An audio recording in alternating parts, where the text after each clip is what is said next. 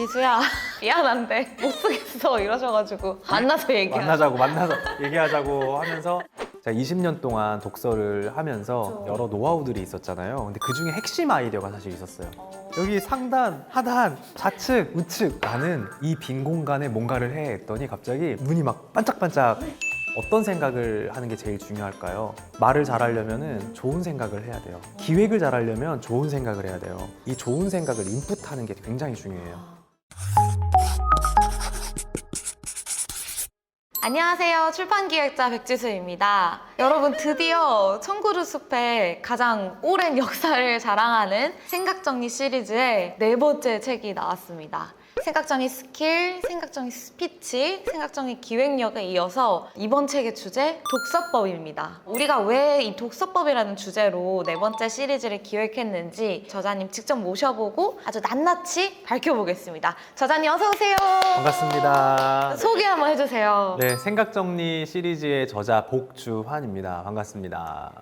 사실 4번째 책이 우리가 독서법이 아니었잖아요. 그렇죠. 원래는 제가 이제 기업, 기관, 대학에서 교육을 많이 하다 보니까 직장인분들 대상으로 업무 잘하는 방법, 생각 정리, 업무 스킬 이런 주제로 책을 써보면 좋겠다 해서 실제로 쓰긴 썼어요. 저희 막 기획회의도 되게 깊게 하고 네, 이거 써야겠다. 네. 틈틈이 책을 쓰긴 썼는데 쓰다 보니까 강의를 하면서도 업무 얘기, 책 쓰면서도 업무 얘기 계속해서 업무에 대한 생각을 하다 보니까 근데 그거를 말하진 못했어. 아니 저자님이 갑자기 연락이 오셔서 지수야 미안한데 나 이거 잘 안 써져 못 쓰겠어 이러셔가지고 큰일 났다 했었죠 저는. 그래서 사실은 제가 포기를 하려고 했어요. 전화를 했는데 만나서 얘기하자고 하면서 만나서 혹시 다른 어떤 주제들 생각하는 거 없는지 이렇게 질문을 저한테 해주셨어요. 그 중에서 지수 기획자님이 이거럼 그러면은 그 중에서 뭐가 제일 흥미롭고 요즘 제일 관심 있는 거냐? 관심사가 뭐냐 저자님의. 그래서 제가 사실은 이러면서 사실 나는 독서법이 진짜 쓰고 싶다. 왜냐면은 제가 20년 동안 독서를 하면서 좀 많은 책들을 읽고 또 책도 쓰고 하다 보니 여러 노하우들이 있었잖아요. 근데 그 중에 핵심 아이디어가 사실 있었어요.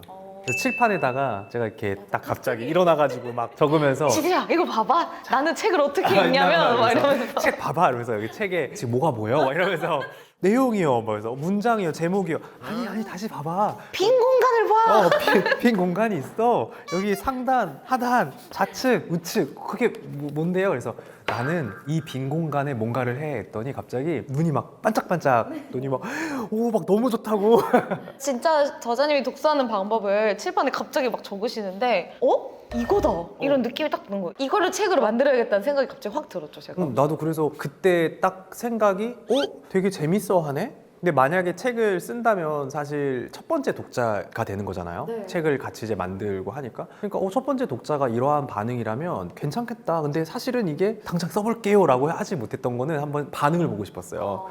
제가 한 도서관에 가서 똑같은 얘기를 했는데 그 앞에 앉아 계셔 청중분들이 와 좋다고 지금 생각정리 스킬 강의했는데 이것보다 더 좋은 것 같다고 와 막 이러면서 막 꼭 책으로 썼으면 그러니까 좋겠다고. 좋다니까요. 제가 그랬잖아요. 그래서 제가 너무너무 좋아서 단숨에 인트로를 써내려갔어요. 방금 이 이야기를 출간 기획서를 뚝딱뚝딱 만들어서 딱 드렸는데 너무 좋다고. 감격의 도가니. 그래서 그때부터 기획이 시작됐고 책이 만들어진 거예요. 그냥 이 자리를 빌어서 이야기를 하고 싶은 거 또 말씀드리고 싶은 게 좋은 기획이라는 게 뭐냐는 마음을 움직이는 거예요. 하고 싶은 이야기가 있을 때 좋은 출판 기획자분께서는 이렇게 저자들의 마음을 움직여주는 것 같아요.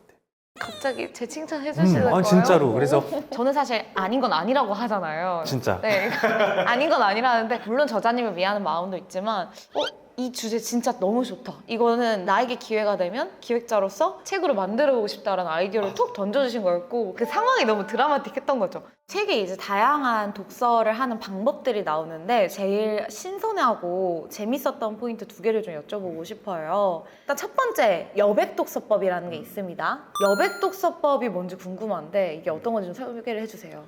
책을 보면은 구성이 있어요. 제목 있고 그 다음에 내용 있고 본문. 그런데 책에는 또 다른 하나의 구성 요소가 있어요. 바로 여백입니다. 여백에 상하 좌우가 있는데요. 이 상하 좌우를 이렇게 생각을 해보는 거예요. 좌측은 좌내다. 좌내다. 우측은 우내다. 상단은 머리다, 하단은 발이다. 캐롤 드웨이의 마인드셋이라는 그 사례를 가지고 얘기를 한번 해볼까요? 그 내용 중에 이 성장 마인드셋과 고정 마인드셋에 대한 설명이 나와요. 그 내용을 요약을 하고 싶어요. 좌측에다가 요약을 쫙 적어요. 좌측은 그러면 좌뇌에는 요약을 쓰는 거예요? 핵심 키워드나 핵심 키워드. 보통 우리가 요약 정리라고 하잖아요. 그런 영역을 좌측에 하는 거예요. 힌트를 어디서 얻었냐면은 커넬러트 같은 거 보면은 네. 커넬러트가 좌측에 요약하라고 되어 있어요. 그러니까 좌측에는 요약 핵심 키워드, 우측 우뇌에는 뭘 써야 될까요? 우측은 감성적인 영역이잖아요. 캐럴 드웨이 교수가 40년 동안 마인드셋을 연구했대요. 너무너무 대단한 거. 우와, 40년이라니. 그런 어떤 감탄이라든지 아니면 나는 그동안 고정 마인드셋으로 난 못해, 할 수 없을 거야 라고 생각했는데 반성했다.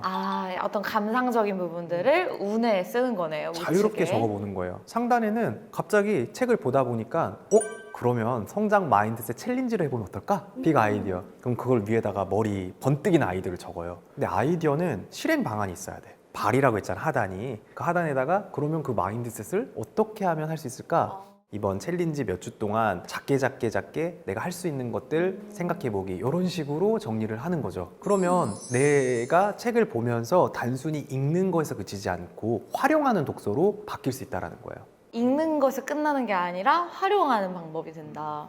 자, 두 번째로 소개하는 건 댓글 독서법입니다. 책과 댓글은 조금 상상이 안 되는데 어떤 건지 궁금해요. 우리가 콘텐츠를 보는 것들이 여러 가지가 있죠. 채널들이 유튜브도 있고 블로그도 있고 인스타그램도 요즘 많이 보고 스레드도 많이 보는데 네. 보다 보면은 우리가 재미있는 콘텐츠들을 발견해요. 뭐 댓글 달잖아요. 웃긴 거 보면 킥킥 달기도 하고, 그리고 감동적인 콘텐츠 보면 눈물이 난다, 맞아요. 공감이 돼, 옛날 추억이 떠올라, 이렇게 적기도 하는데 우리가 책을 보면서도 그렇게 소통할 수 있는 거 아세요? 책을 보면서요.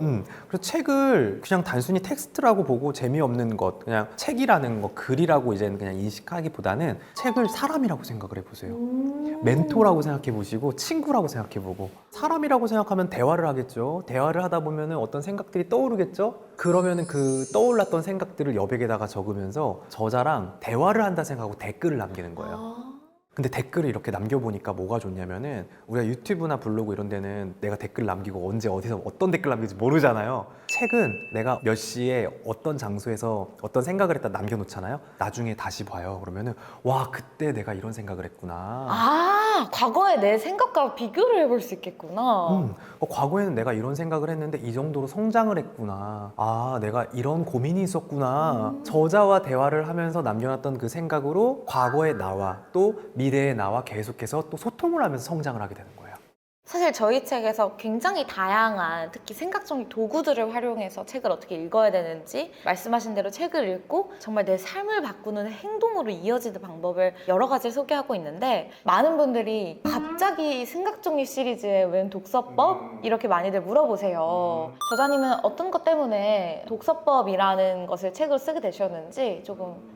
잘 생각해 보세요. 생각을 하고 정리를 해서 표현을 하고 말을 하고 기획을 하려면 어떤 생각을 하는 게 제일 중요할까요? 말을 잘하려면 좋은 생각을 해야 돼요. 기획을 잘하려면 좋은 생각을 해야 돼요. 즉 아웃풋도 중요하고 이 설계하는 생각 정리 작업도 중요하지만 이 좋은 생각을 인풋하는 게 굉장히 중요해요.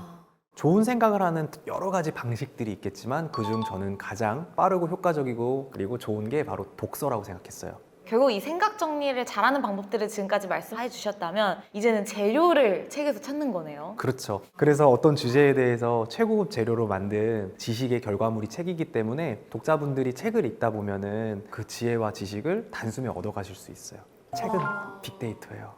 저자님은 늘 이제 책으로 인생이 변한다는 거를 쭉 만난 일에 얘기해 오셨지만 나에게 인생의 재료가 되는 것을 책에서 찾아야 되는구나 라는 생각을 처음 해봤는데, 이 영상을 보는 많은 분들이 다들 가고자 하는 어떤 삶의 방향이 다르겠지만 어쨌든 다들 그것을 위한 좋은 재료가 있어야 되는 건 맞고 그것을 책에서 찾으셨으면 좋겠다라는 생각이 드네요. 여러분 생각정리 독서법 많이 사랑해 주시고요. 책을 가지고 좋은 재료를 가지고 더 풍성하고 행복한 삶을 살아가시길 바랍니다. 지금까지 출판기획자 백준이었습니다. 생각정리 독서법의 복주환이었습니다. 감사합니다. 고맙습니다.